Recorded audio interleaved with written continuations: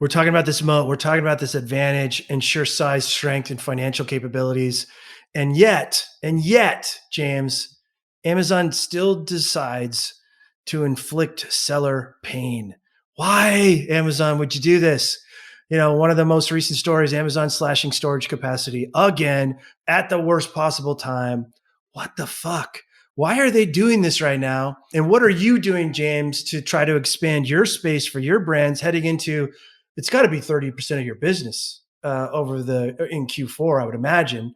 I mean, I just see this as a complete AWD that they've probably carved off, some significant chunk of their overbuilt warehouse space for Amazon warehousing and delivery service. My read on it is, this is them just saying enough is enough. Stop sending us your overage. Here's where that's going to go in the future. Right. And it's not going to be a slow transition. It's going to be a fast transition. We're trying to all hands on deck, James, what's the D stand for? I forget the acronym. AWD. I think it's Amazon warehousing and delivery. Okay, got it. And so what you're talking about, you're switching long term then to using Amazon to bring your stuff in, whether it's overseas, long term storage, and then letting the long term storage facility at Amazon. So an entire Amazon supply chain. Is that what you're talking about with AWD? 100%. Okay. Right. So instead of dropping into a 3PL network and then having to manage a drift from there to Amazon with all these things, And I guarantee you Amazon knows how much inefficiency their in-stock rates, kind of reap from a broken and inefficient. Don't get a freight forwarder that goes to a 3PL that goes to the port that does this. It's like a 5-person chain to get to Amazon from China or wherever. Yep. Just get it on an Amazon plane, that's step one. And we'll take care of it. Don't worry about long-term storage fee. We'll hold it as long as you need, and we'll fulfill into FBA as needed. Gosh, why is it? And, they even announced, that was the other thing that kind of broke my brain at Accelerate was when they announced that they were going to do B2B bulk fulfillment through AWD. Yeah. That's the missing link, right? So, I feel bad for the third-party warehouses that are out there doing FBA prep because this is going to replace them. And here's another situation, right? I know that this is good for sellers who can get into AWD, into long-term storage. It solves a lot of these problems. But here's a problem again. Admittedly, part of this is the seller's problems. If they don't know how to manage their inventory properly, they're sending too much of the wrong things into FBA and it's inefficient. I get that.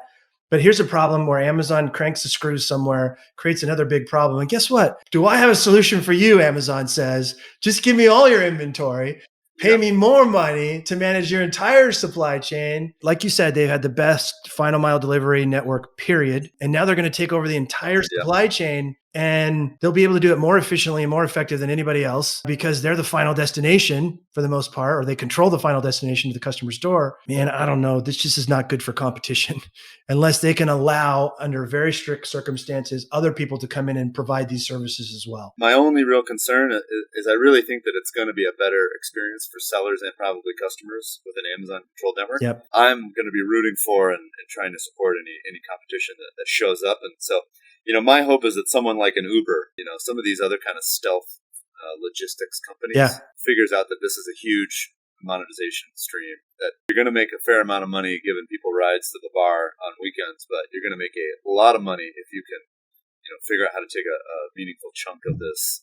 Another interesting, I think it's Flexport. Didn't Dave Clark, who helped build this network during COVID for Amazon, he's now running Flexport. So I love your Uber comment, but Flexport and Dave Clark running at the helm could be potentially a really good option. But here's what I think, James. I think they need support from the legislators. This Klobuchar and Grassley bill that I think has a very good chance of getting passed in the lame duck session this quarter could potentially require Amazon to open up that doors to allow companies like a Flexport to come in and invest and provide that end-to-door services while meeting the FBA Prime very high, ridiculously high standards.